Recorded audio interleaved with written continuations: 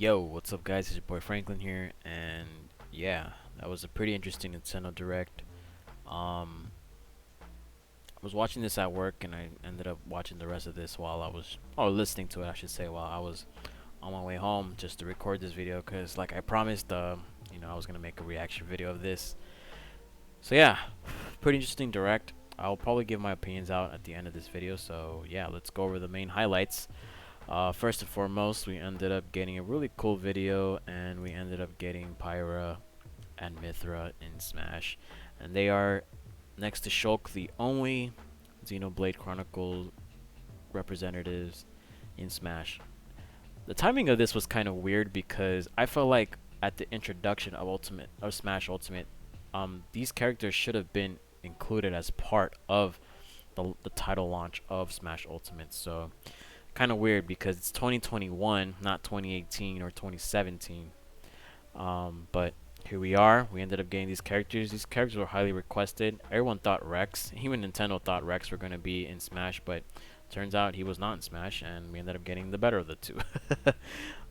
Pretty cool, I guess. We're still probably gonna get a presentation from Sakurai in regards to how to use these characters and all that, so staying tuned to that. It said it's March, so next month we're gonna get these characters, so pretty cool. And we also gonna show the other person who got introduced into Smash, Mithra. I already talked about that. And yep, we got a lot of cool stuff that look pretty good.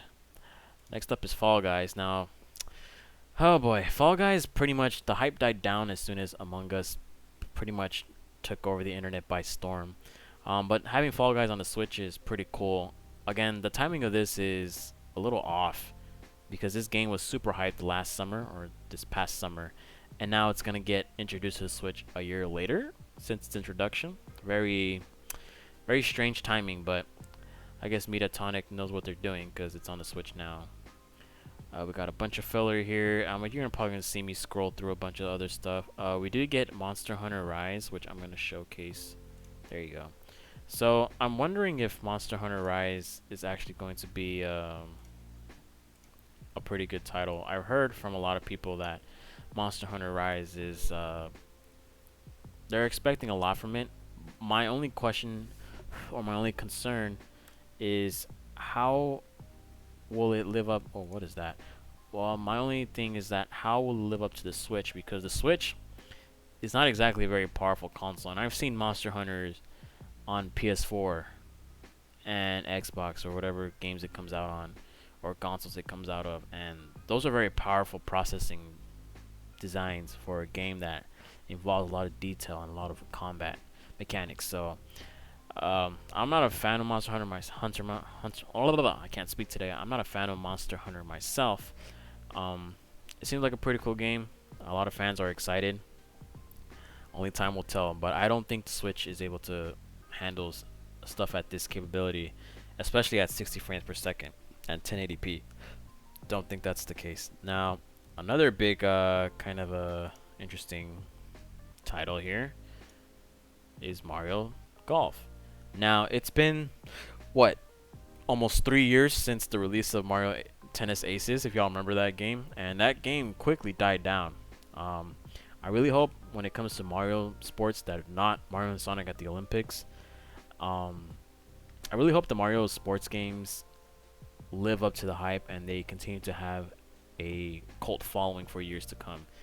The only Mario sports game that I ever enjoyed and ever played at the highest caliber was Mario Strikers, which came out on the GameCube. Because number one, that was a very goated game.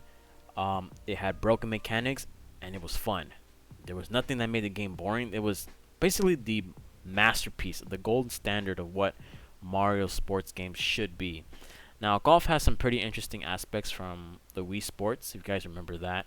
The swinging motion, the motion controls, and all that. Pretty cool, I should say. They have a story mode and a speedrun mode, so I guess that's pretty cool. Again, I don't really want this to I don't want this to flop, because it seems like a lot of Mario sports games nowadays, they just don't have longevity when it comes to Nintendo fans, especially when there are AAA title games around the corner. As far as I'm concerned, I think Mario Golf will be doing fine. We haven't had a Mario Golf game in particular in a very, very, very, very, very long time, but maybe it's time to bring it back from the dead. Um, got a bunch of filler here. No More Heroes 3.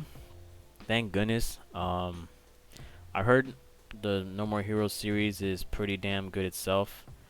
Um, it finally got a hard date on August 27th, which is literally the day before my birthday. So yeah, pretty cool.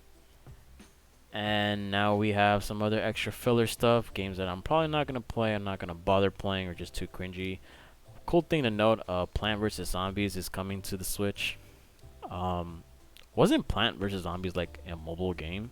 It's pretty crazy how it's like blowing up, and it still has a pretty good following. I'm personally not gonna play it, but pretty interested to see the evolution of such games. Next up, we have is a Animals Crossing Super Mario collaboration with 35th anniversary. Pretty cool. I would say like some of these items, I'm not gonna get back into the game at all, but because I got burnt from it. But it looks pretty cool, like seeing these interesting items on your island. I like the pipe system. That's pretty damn good. Design wise, like these items look really, really like nice. I ain't gonna front on that. Next up we have is this interesting game here, the Triangle Strategy. This looks a lot like Octopath Traveler. Is it made by the same... I think it's made by the same developing company. Look at the graphics. Like, I'm not going to play the video because I'm going to get struck down like crazy. But it looks pretty damn like similar to Octopath. Not that I would play, but there's that. Next up we have is a new Star Wars game. Cool. Might be a battle royale. It's free, which is pretty cool, I guess. Alright, next up we have is EA. We don't really care about EA. Hades having a physical copy. I think it's definitely worth it. I heard a lot of good things about this game. It was already on the Switch, but now it has physical copies, which I'm pretty sure will have potential, deluxe editions and Game of the Year potential, nominee, I guess, treatment. I heard it was a pretty good game. I might actually jump into it, but not in the meantime, because I'll talk about it in another video. Next up we have... Don't really care about that. We ended up getting Hyrule Warriors Age of Calamity news, and I knew the moment you played this game, or I think everyone kind of knew that this game, if I can get to the actual title screen of where I want it to be. Where is it? Okay, here it is. It wasn't going to be a standalone game. I think everyone already had known about that. Let's see if I can get the perfect frame. Okay, there you go. So everyone knew that the Hyrule Warriors Age of Calamity game was really good on its own, and it was too good to be on its own without having DLC. So this is my first time looking at the schedule now, and it says it's $20. It's an expansion pass. You get all this stuff, which is pretty cool. So it says here we get new added weapon for Link, new added costume for Link in May 28th. I believe May 7th is Resident Evil 8, and Resident Evil 8, so I want to keep that in mind. So Wave 1, we get an expanded roster. Cool. New added weapons types. Added weapon types. Types? Okay, that's pretty cool. New challenges in the Royal Ancient Lab. Okay. Newly added challenging enemies. Interesting. Then we have Wave 2, which is November. The first one was in June. New character vignettes. Okay, cool. I can't say that name. I can't say that word. Sorry. Vignettes, whatever it's called. Newly added stages. All right. Expanded roster again. Ooh, okay. I'm pretty sure these two characters right here, Pura and Robbie, are going to be in the new expanded roster for sure. And I think there was actually voice clips of Pura being initially part of the roster that already exists. So there's that. New battle skills for existing characters. So I guess an expanded tree, quote unquote. Cool. $20, really good. Not really too shabby about that. And let's see. I know there was something else that we talked about. So then this guy shows up, and if you are a Zelda fan, you can obviously tell who this guy is. He's the mastermind of the franchise. If you didn't know who he is, you can clearly tell the Triforce on his shirt. This guy talked about pretty much. Was it Kojima? I believe that's what his name is. Um, he talked about how Breath of the Wild 2, there was no new news information, I guess. Which I feel like he didn't really need to say that because we all knew the 35th anniversary of Zelda is right around the corner. So I feel like he could have just said that, not say this at all, and just waited out till 35th anniversary to say, hey, here's Breath of the Wild 2 news and all that stuff. I do feel like Breath of the Wild 2 is going to be a holiday game. And then we ended up getting pretty much what was going to be expected. I've heard a lot of rumors. This looks really cool. Skyward Sword Joy-Cons. Nice. That looks pretty nice. I actually might get this. Damn, this looks pretty good. I'm just looking at more and more. Hold on. So we ended up getting the announcement of this The Legend of Zelda Skyward Sword HD on July 16th, coming to Nintendo Switch. Really good. I never really played the Wii one because the Wii I heard had janky, interesting motion controls. So there's that. And then we had some pretty cool things. And then obviously the AAA title game that everyone was kind of not expecting.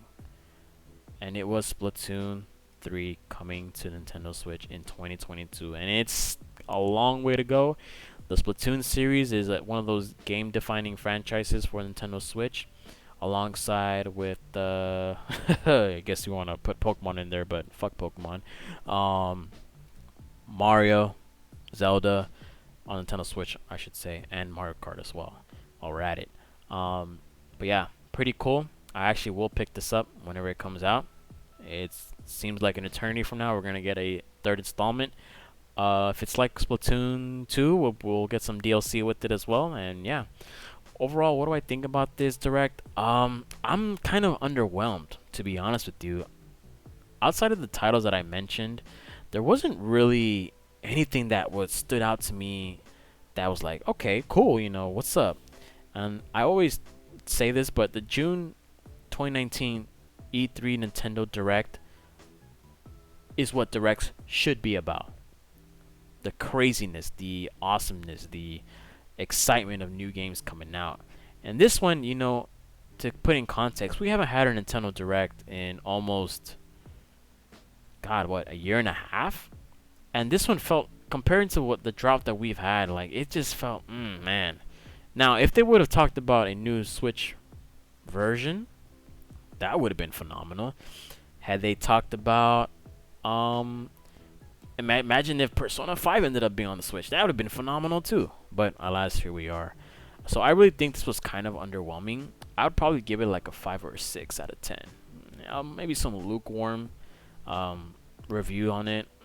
And yeah, that's pretty much it. I mean, not really something that I would be like talking about for ages. And like I said, that June 2019 E3 Direct, that was god tier, man. But this one, I wasn't really feeling it. And considering the fact, like I said, that Nintendo has had a drought with Directs, yeah, this one kind of was not up to that expectation. But anyways, guys, it's your boy Franklin signing out. Peace. Hope you guys enjoyed this review. Like, subscribe for more content. Peace.